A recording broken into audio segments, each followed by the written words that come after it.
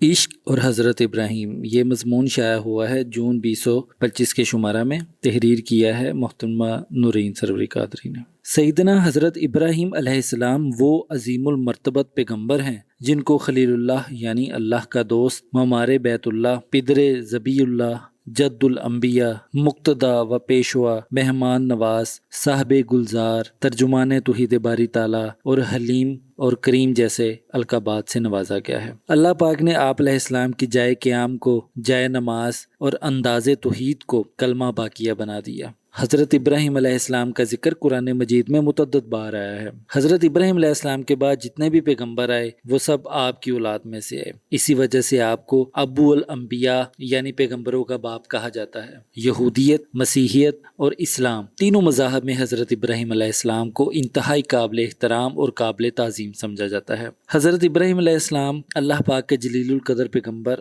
ہمارے آقا و مولا خاتم النبیین حضرت محمد صلی اللہ علیہ وآلہ وسلم کے جد امجد ابتدا اور آزمائش کے ان گنت مراحل سے گزرے، سفر ہجرت اختیار کیا، اپنی اہلیہ حضرت ہاجرہ اور اپنے ننھے فرزند حضرت اسماعیل علیہ السلام کو بے آب و گیاہ صحرا میں چھوڑا، تبلیغ دین کا انقلابی راستہ اختیار کیا۔ گو کہ آپ کی ساری زندگی انقلابی جدوجہد سے عبارت ہے۔ حضرت ابراہیم علیہ السلام عاشقوں کے قافلہ کے سردار ہیں۔ جد الانبیاء ہونے کے ناطے قرآن پاک میں خصوصیت کے ساتھ آپ کے عشق الہی کی داستان اور امتحان اور آزمائش کے واقعات کو تفصیل سے بیان کیا گیا ہے۔ حضرت ابراہیم علیہ السلام کا پہلا امتحان عشق نمرود کی دہکائی ہوئی آگ تھی جس میں آپ بے خطر کود گئے، جس کے بارے میں روایات ہیں کہ اللہ پاک کی طرف سے فرشتے آپ علیہ السلام کی خدمت میں حاضر ہوئے کہ اگر آپ چاہیں تو آتش نمرود کو اسی پر الٹا دیں، لیکن اس پیکر تسلیم و رضا نے عشق کے امتحان سے راہ فرار اختیار نہ کی اور انجام کی پرواہ نہ کرتے ہوئے بے خطر کود پڑا۔ آتش نمرود میں عشق کی داستان کا نمایاں عنوان تاریخ میں ثبت کر دیا، جیسا کہ سورۃ الانبیاء کی آیت نمبر 69 میں ارشاد باری تعالیٰ ہے، قلنا یا نارو کونی بردم و سلامن علی ابراہیم۔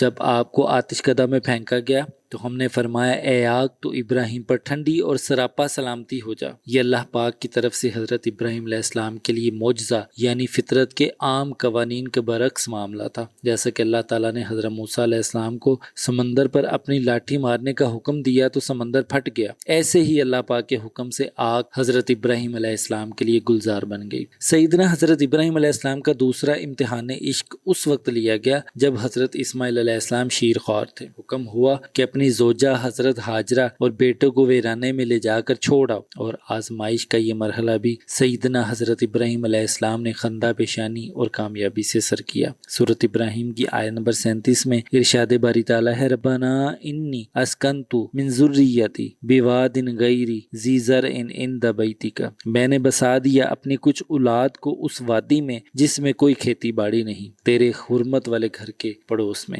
سیدنا حضرت ابراہیم علیہ السلام کے تیسرے امتحان عشق کا مرحلہ اس وقت آیا جب حضرت اسماعیل علیہ السلام دوڑ دھوپ کی عمر کو پہنچ گئے، یعنی اس قابل ہو گئے کہ باپ کا ہاتھ بٹا سکیں۔ تو اللہ پاک کی طرف سے حضرت ابراہیم علیہ السلام نے خواب میں دیکھا کہ وہ بڑی دعاؤں اور آرزوؤں کے بعد بڑھاپے میں ملنے والے نہایت عزیز بیٹے کو ذبح کر رہے ہیں۔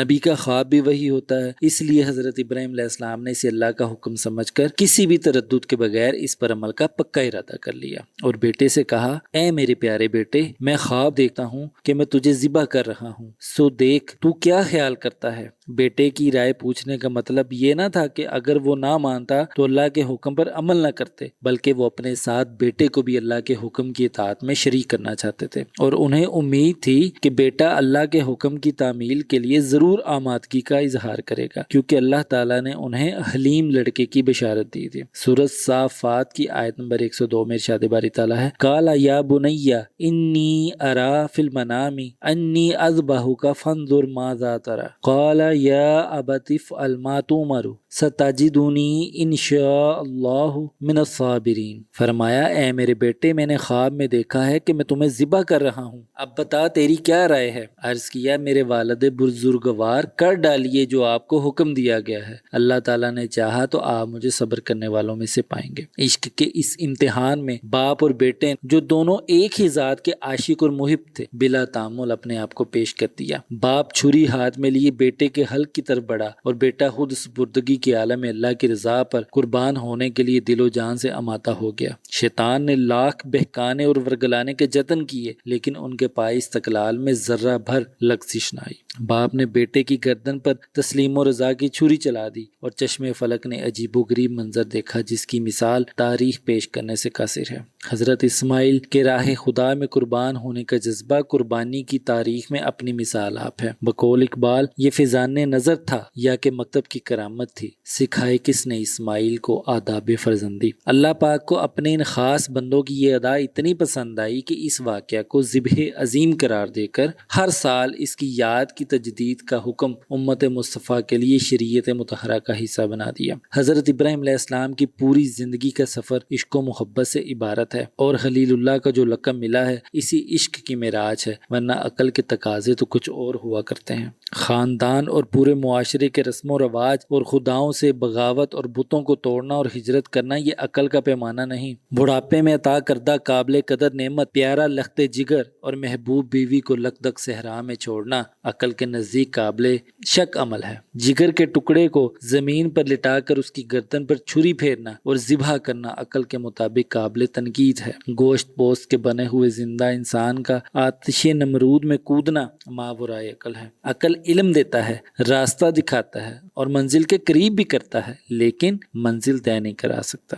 عقل ہمیشہ اسباب اور نتائج کی بھول بھلائیوں میں گم ہو کر تنقید پر آمادہ ہوتی ہے اور شکوک پیدا کرتی ہے، جبکہ عشق ظاہر کو نہیں باطن کو دیکھتا ہے اور انسان کو قربانی پر آمادہ کر دیتا ہے۔ بے خطر کود پڑا آتش نمرود میں عشق، عقل ہے محو تماشائے لب بام ابھی۔ خلاصہ یہ ہے، زندگی محض عقل کے سہارے جینا ہے تو حقیقت کو پانا مشکل ہی کیا ناممکنات میں سے ہوگا، کیونکہ عقل تصورات کا بت قطع تو بنا سکتی ہے لیکن زندگی کی صحیح راہبری اور رہنمائی سے قاصر ہے۔ اس لیے حقیقت کو پانے کے لیے اور محبوب تک پہنچنے کا راستہ صرف عشق کا راستہ ہے۔ اسی عشق کے راستے پر چل کر انسان خلیل اللہ کی معراج کو پا لیتا ہے۔ جب حضرت ابراہیم علیہ السلام اپنے رب کی حقیقت پا گئے تو علانیہ اپنی قوم کو اس کی طرف بلانے والے بن گئے۔ جب ان کے لیے آگ میں ڈالے جانے کی سزا تجویز ہوئی تو بخوشی اس میں کودنے کے لیے تیار ہو گئے۔ رب کا حکم ہوا تو بڑھاپے میں حاصل ہونے والی اولاد اور اپنی بیوی کو ایک ویران صحرا میں چھوڑا ہے، اور جب وہ اولاد ہوش سنبھالنے کے قابل ہوئی تو رب کے اشارے پر اس کے گلے پر چھری پھیرنے کے لیے تیار ہو گئے۔ قربانی جتنی بڑی تھی رب نے انعام بھی اتنا ہی بڑھا دیا۔ حضرت ابراہیم علیہ السلام کی نسل میں سے انبیاء کا سلسلہ جاری کیا اور قربانی کے عمل کو امت مسلمہ پر واجب کر دیا۔ صحابہ کرام رضوان اللہ علیہم اجمعین نے ایک مرتبہ نبی کریم صلی اللہ علیہ وآلہ وسلم سے دریافت کیا، یا رسول اللہ یہ قربانی کیا ہے؟ آپ صلی اللہ علیہ وآلہ وسلم نے فرمایا، یہ تمہارے باپ ابراہیم کی سنت ہے۔ اس بات میں ہمارے لیے یہ اشارہ پوشیدہ ہے کہ جس طرح حضرت ابراہیم نے اپنی جان، مال، اولاد یعنی ہر شے اللہ کی راہ میں پیش کر دی، اسی طرح جب طالب مولا رب کی رضا پانے کے لیے راہ فقر پر چلتا ہے تو اسے عشق کی مختلف منازل سے گزرنا پڑتا ہے، کیونکہ راہ فقر دراصل راہ عشق ہے، اور اس راہ میں کامیابی اس وقت تک حاصل نہیں ہوتی جب تک طالب اپنی ہر شے کو راہ حق میں قربان نہیں کر دیتا، جیسا کہ سورۃ آل عمران کی آیت نمبر 92 میں ارشاد باری تعالیٰ ہے، لن تنالوا البر حتی تنفقوا مما تحبون، تم اس وقت تک بر یعنی اللہ تعالیٰ کی ذات کو نہیں پا سکتے جب تک اپنی سب سے پیاری چیز خدا کی راہ میں قربان نہ کرو۔ سب سے بڑی سنت راہ حق میں گھر بار لٹا دینا ہے۔ اللہ پاک نے حضور علیہ الصلوۃ والسلام سے فرمایا، سورۃ نساء کی آیت نمبر 99 ہے، فلا تتخذوا منهم اولیاء حتی یہاجروا فی سبیل اللہ، اے محبوب آپ ان میں سے کسی کو اپنا ولی یعنی دوست نہ بنائیں جب تک کہ وہ راہ خدا میں اپنا گھر بار نہ چھوڑ دیں۔ طالب مولا کو زندگی کے ہر میدان میں آزمایا جاتا ہے کیونکہ عشق قربانی مانگتا ہے۔ فقط جیسی عظیم نعمت کو حاصل کرنے کے لیے اپنا مال، جان اور گھر بار سب کچھ داؤ پر لگانا پڑتا ہے، اور قرب الہی اس وقت تک حاصل نہیں ہوتا جب تک انسان اپنا گھر بار راہ خدا میں قربان نہیں کر دیتا۔ حضرت ابراہیم علیہ السلام کی طرح ہر طالب کو آزمائش سے گزرنا پڑتا ہے۔ جتنا طالب کا عشق، جذبہ اور مقام بڑا ہوگا اس کی آزمائش اسی کے مطابق ہوگی۔ جو طالب مولا عشق میں حضرت ابراہیم علیہ السلام کی طرح مکمل ہو جاتا ہے وہی کامیاب ہے۔ جو انسان کامل کے مرتبہ پر پہنچتا ہے اور اسی کا نام ہمیشہ زندہ رہتا ہے، جیسا کہ سلطان العارفین حضرت سخی سلطان باہو رحمۃ اللہ علیہ فرماتے ہیں، نام فقیر تنہا دا باہو قبر جنہ دی چیوے ہو۔ موجودہ دور کے انسان کامل، پیر کامل، مرشد کامل اکمل سلطان العاشقین حضرت سخی سلطان محمد نجیب الرحمن مدظ اللہ الاقدس عشق کے متعلق فرماتے ہیں، عشق میں تو وفا ہوتی ہے وفا قربانی مانگتی ہے اور قربانی دینی پڑتی ہے۔ کبھی کبھی عشق قربانی مانگتا ہے لیکن لیتا نہیں ہے۔ حضرت ابراہیم علیہ السلام اور حضرت اسماعیل علیہ السلام کا واقعہ ہی دیکھ لیں، قربانی مانگی تھی، لی نہیں تھی۔ عشق کی فتح وفا اور قربانی ہی کی بدولت ہے۔ راہ عشق میں وفا اور قربانی کا تقاضا یہ ہے کہ وفا میں کبھی بھی کمی یا لغزش نہ آئے، اور جب قربانی کا وقت آئے تو منہ نہ موڑا جائے اور نہ ہی قربانیوں کا عوض مانگا جائے۔ طالب کی وفا اور قربانی کی پرکھ ہی در حقیقت اس کے خلوص اور عشق کی پرکھ ہے۔